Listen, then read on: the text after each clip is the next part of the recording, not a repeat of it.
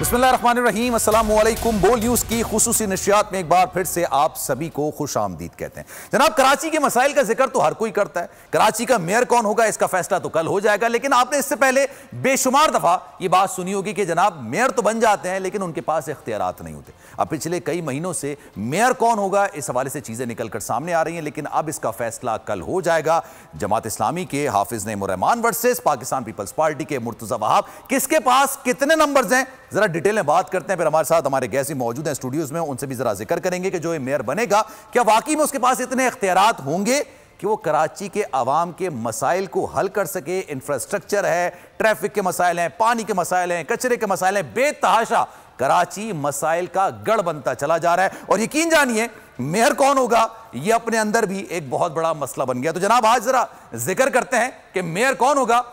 हाफिज नईमुर रहमान 192 बजाहिर लग रहा है कि इनके पास ये नंबर्स हैं। मुर्तजा वहाब के पास 173 नंबर्स हैं। लेकिन जनाब कहानी इतनी सादा और इतनी आसान है नहीं। ये 192 हाफिज नईमुर रहमान के पास किस तरह से बनेंगे ये भी आपको बताते हैं। जनाब जमात इस्लामी के टोटल जो इस वक्त नंबर्स हैं वो 130 के करीब हैं। ये आप इस वक्त देख सकते हैं जमात इस्लामी के जो हैं वो 130 के करीब हैं।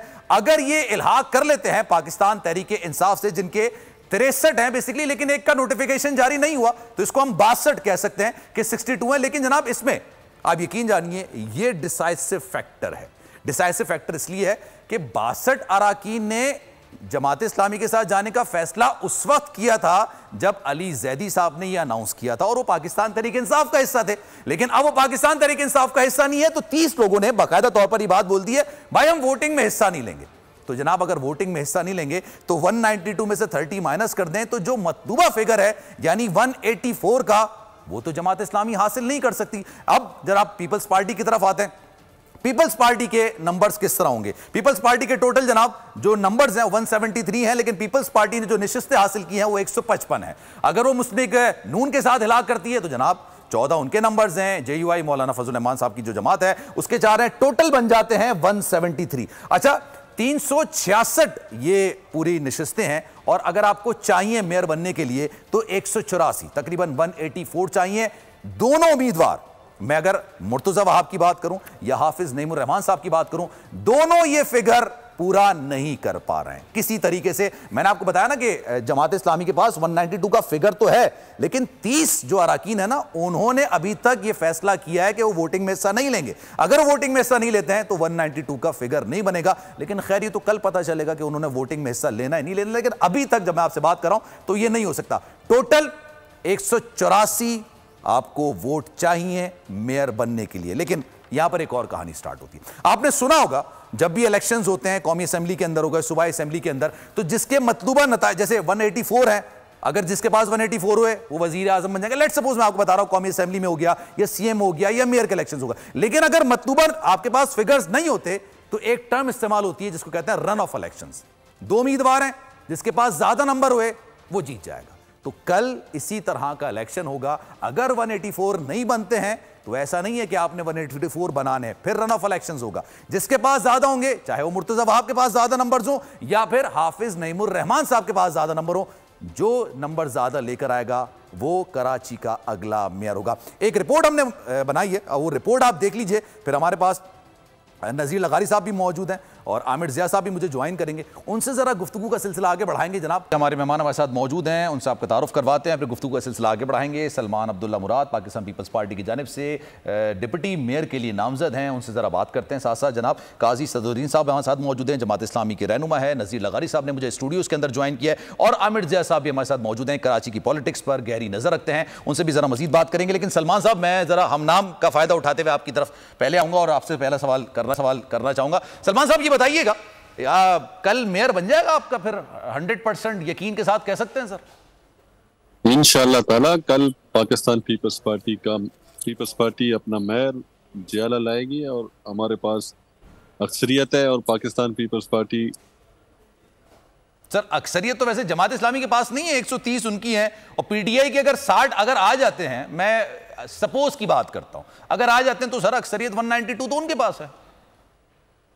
ये तो वक्त साबित करेगा कि पीटीआई किन के साथ है, मगर हम उसके अलावा हमारी अक्सरियत है हमारे पास। आपको क्या लगता है किसके साथ है पीटीआई?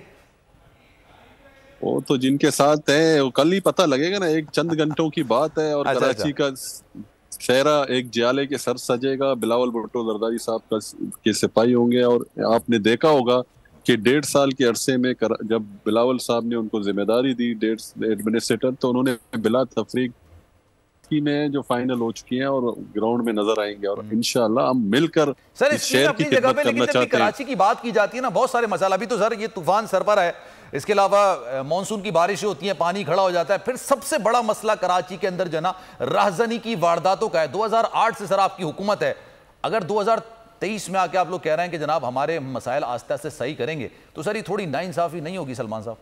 नहीं, देखें, सिंध गवर्नमेंट की कोशिशों से कराची में बेहतरी आई है। इस तरह नहीं है कि जो अच्छे काम है उस पर भी तो आप डिबेट करें ना। हम ये नहीं कहते हमने शहद की नदियां बिछाई, मगर जो काम हुए उनको भी आप अप्रिशिएट करना चाहिए, ताकि सिंध गवर्नमेंट अप्रिशिएट करना चाहिए। और जो रह गया वो आप लोग कह रहे हैं कि हम आने वाले वक्तों में कंप्लीट कर लेंगे। इंशाअल्लाह ताला आने वाले वक्तों में कराची में बहुत से मेगा प्रोजेक्ट्स आएंगे और हम बिला तफरीक कराची की खिदमत करना चाहते हैं। हम लिसानियत से दूर आवाम की खिदमत के लिए, मैं जमात इस्लामी के दोस्तों को ये कहता हूँ कि आए मिलकर इस शहर की खिदमत करें।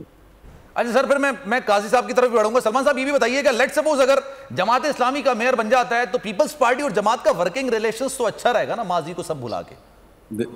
देखिए कल ये पता लग जाएगा। अगर उनका मेयर आता है हम कबूल करेंगे, अगर हम आते हैं तो इन्हें हमें हमारे मैंडेट को तस्लीम करना चाहिए। ठीक है, और उनका आता है तो उनके मैंडेट को भी तस्लीम करना चाहिए। बेशक करेंगे हम। ठीक है, चलें सर, हमारे साथ मौजूद रहेगा, काजी साहब भी हमारे साथ मौजूद हैं। काजी साहब, सर मेयर बन जाएगा कल, आपका पहला सवाल आपसे भी वही है।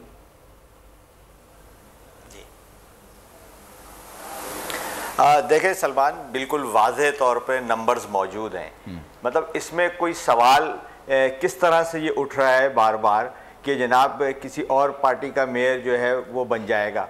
वाज़ेह तौर पे जमात इस्लामी के पास नंबर पीटीआई के साथ मिलकर इश्तराक के साथ 193 या 192 सर, 192 एक सीट जो है इस वक्त स्टे में गई हुई है। लेकिन 192 के मुकाबले में 173, ये कौन सा हिसाब है, ये कौन सी रियाजी है, कौन सी मैथमेटिक्स है जिसमें ये साबित करने की कोशिश की जा रही है कि 173 वाला मेयर बन जाएगा। भाई नंबर 193 हैं, आप सेफ हाउसेज से उन लोगों को रिहा कर दें।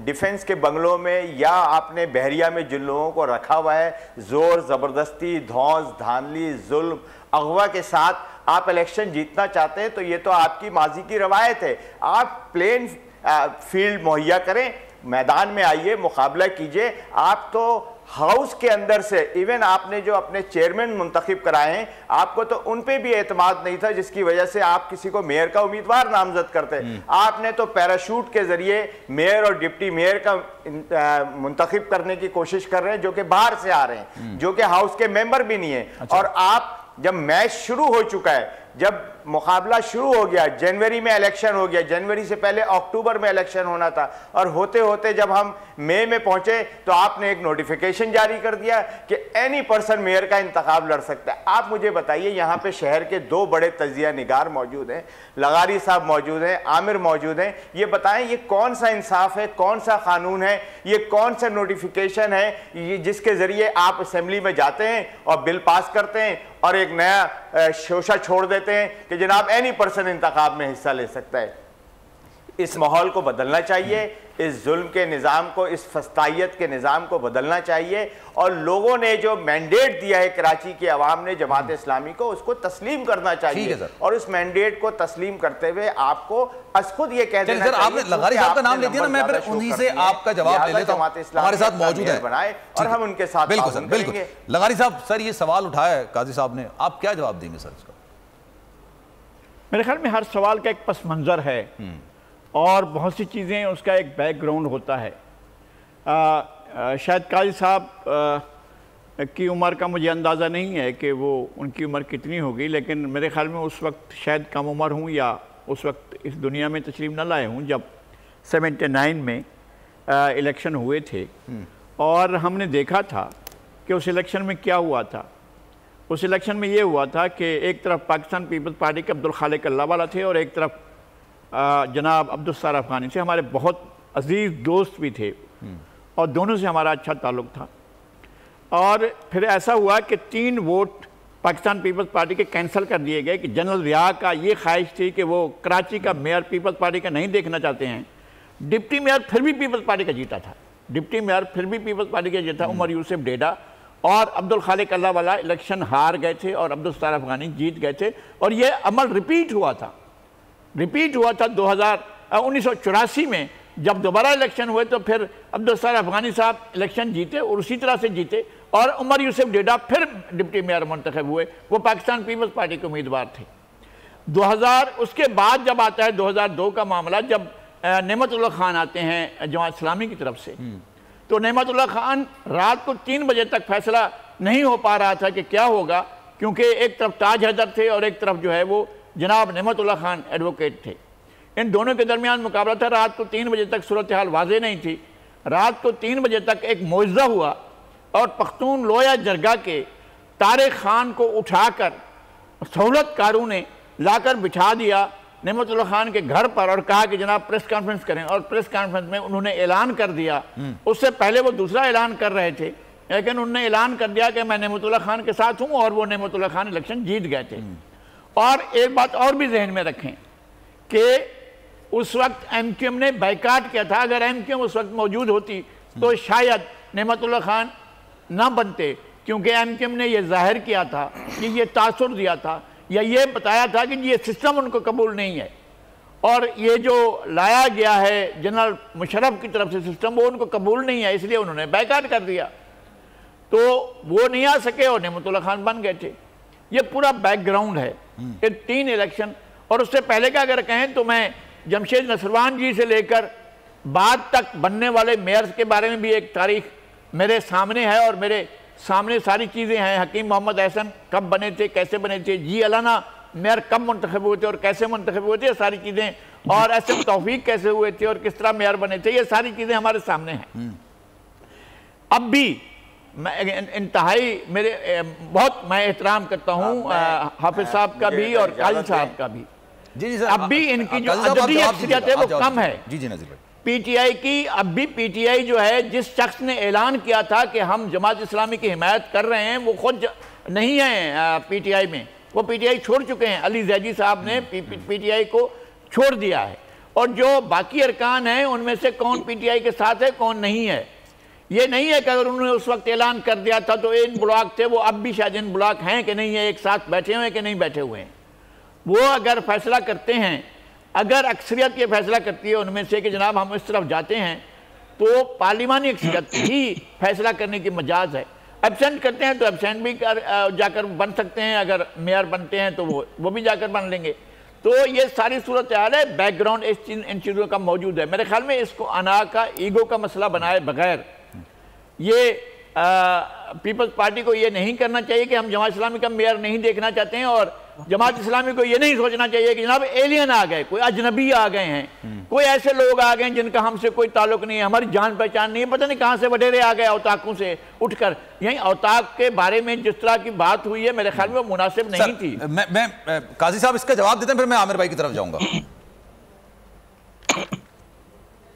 जी, मैं अव्वल तो लगारी साहब के जवाब देने की हिम्मत नहीं रखता। लगारी साहब कराची के नहीं, पाकिस्तान के एक बहुत बड़े सहाफ़ी हैं और हम इनके स्टूडेंट्स में से शुमार होते हैं।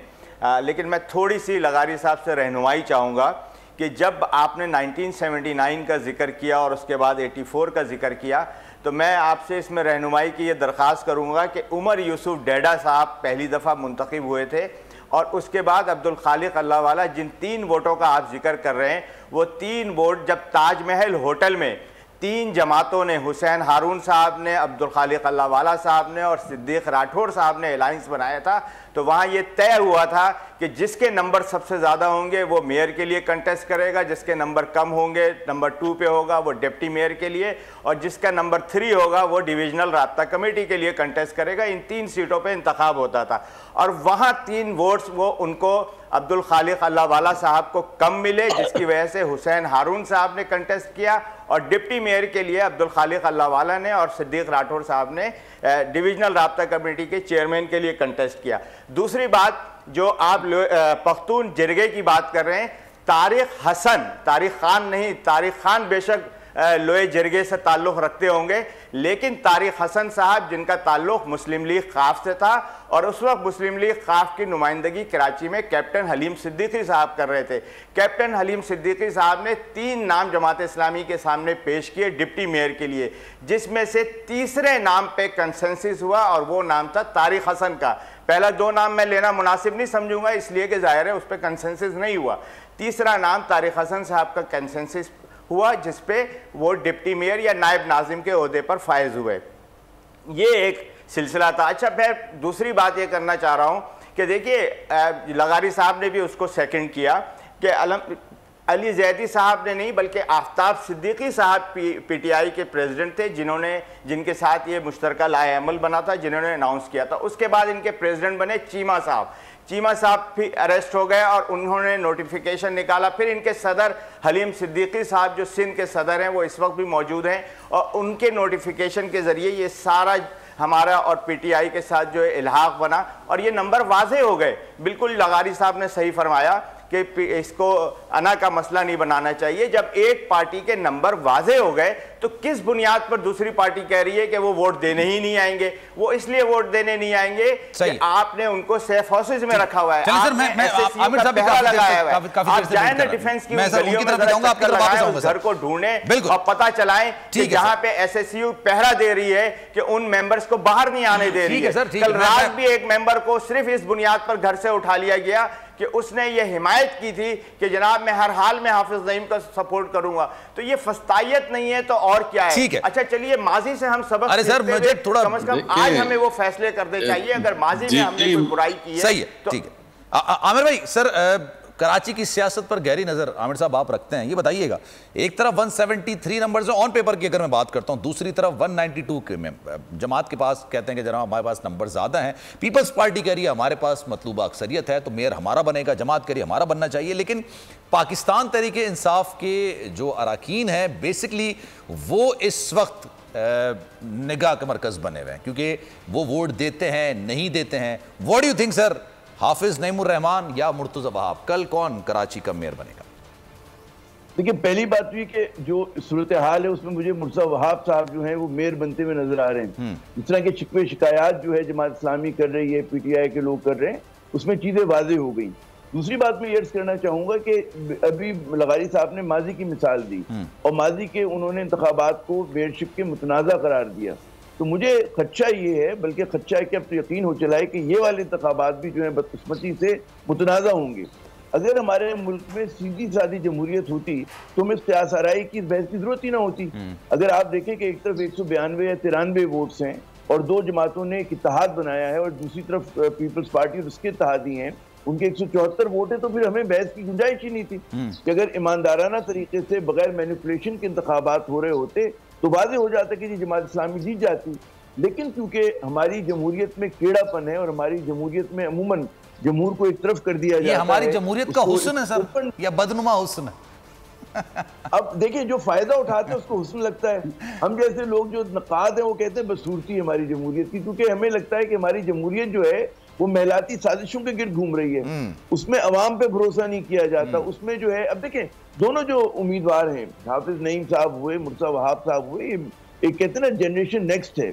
दोनों नौजवान, मतलब है रिलेटिवली नौजवान उसमें है, मतलब है फास्ट बॉलर्स हैं, दोनों बहुत बासलाहियत हैं, दोनों तालीम याफ्ता हैं, मतलब है बैरिस्टर मुर्तजा वहाब भी उसी तरह और हाफिज नईम साहब भी।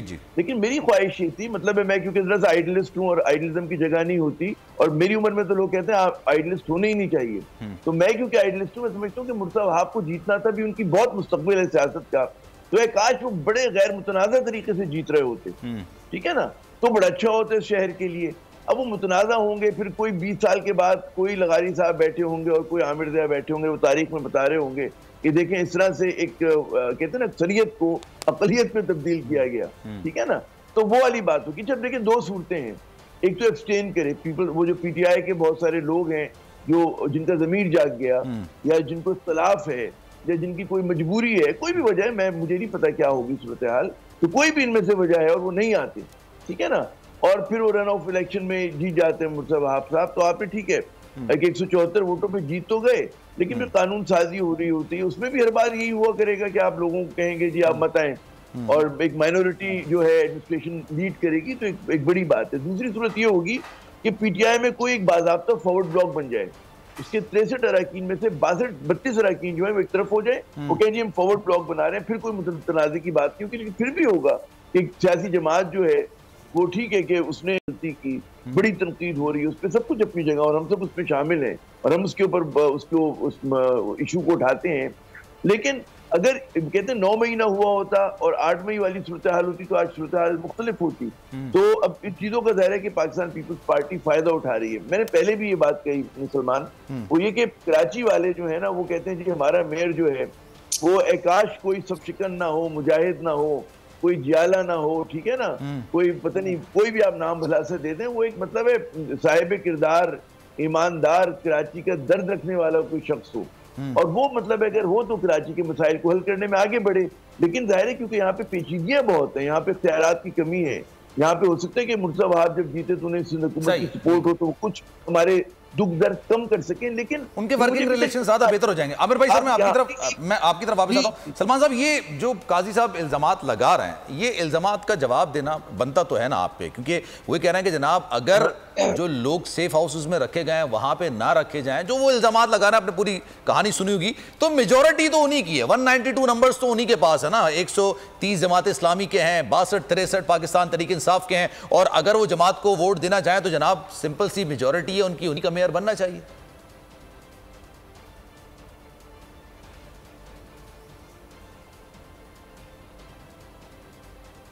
सलमान साहब आवाज आ रही मेरी?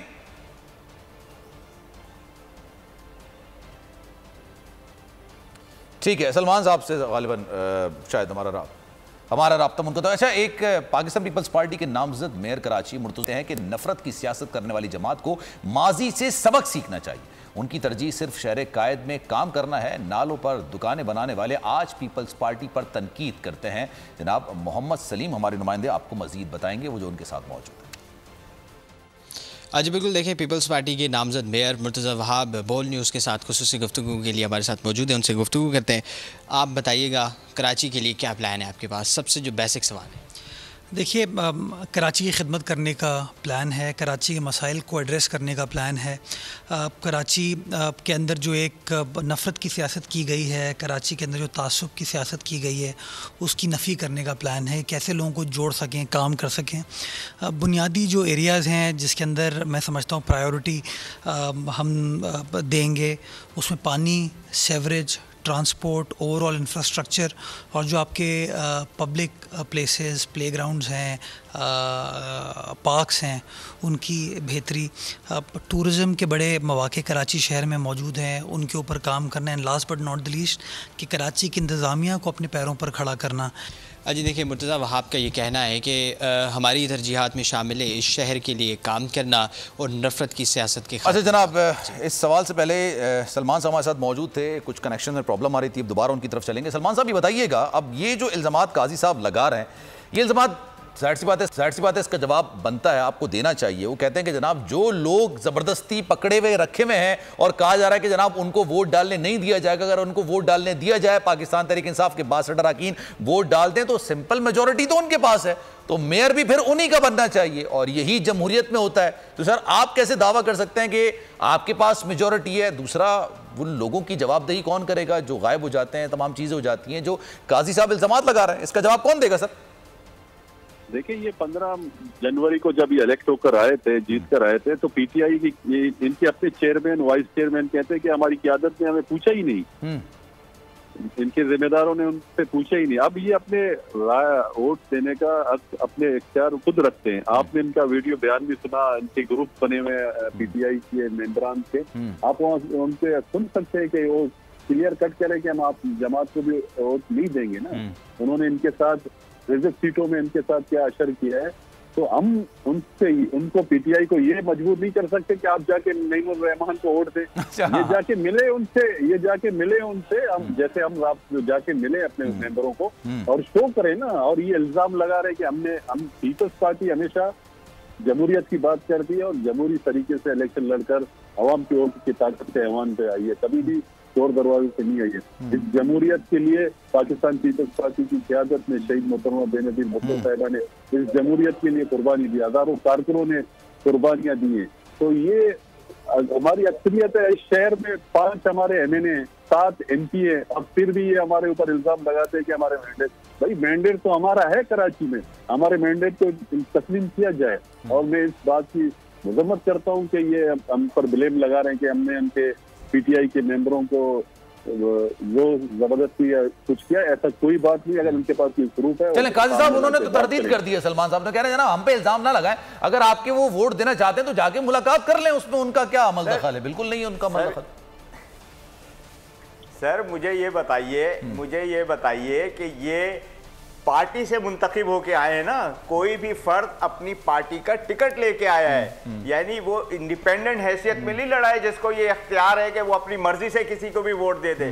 जब पार्टी फैसला करती है तो पार्टी के फैसलों पे पाबंद रहा जाता है, फिर उस पर डिफेक्शन क्लॉज लगती है। पार्टी बिखर गई है ना सर, पहले पार्टी थी ना, अगर 8 से पहले 8 तारीख की बात करें तो प्रेसिडेंट सर पार्टी आज भी मौजूद है, पार्टी तो खत्म नहीं हुई है ना, और वो पार्टी की टिकट पे मुंतखब होके आए, वो आजाद हैसियत पे मुंतखब होके आते तो वो ये कह सकते थे कि हम वोट नहीं देंगे। जब पार्टी पाबंद करती है कि आपने फला फर्द को वोट देना है, तो फिर वो पार्टी की पाबंदी के वो हर हालत में उसको इम्प्लीमेंट करने का हक रखते हैं। लेकिन ये वैसे सर किसी को मजबूर तो नहीं कर सकता ना, लेकिन अब वो पार्टी का हक है। लेकिन सर लगारी साहब, मेरे पास टाइम की कमी है सर, लगारी साहब लास्ट कमेंट्स आपके, फिर मैं आमिर साहब से भी लास्ट कमेंट्स लूंगा। नहीं, मेरे ख्याल में इसमें हमें ये देखना चाहिए कि अगर अक्सरियत उनकी डिफेक्शन करती है और अलग हो जाती है तो वो उसकी तरफ चले जाएंगे। और दूसरी बात यह है कि क्या लोकल बॉडीज में ऐसा है कि डिफेक्शन क्लास मौसर होती है, जहाँ अरकान कौमी असम्बली छोड़ रहे हैं, जहाँ अरकान सूबाई असम्बली छोड़ रहे हैं, जहाँ उनके ओहदेदार छोड़ रहे हैं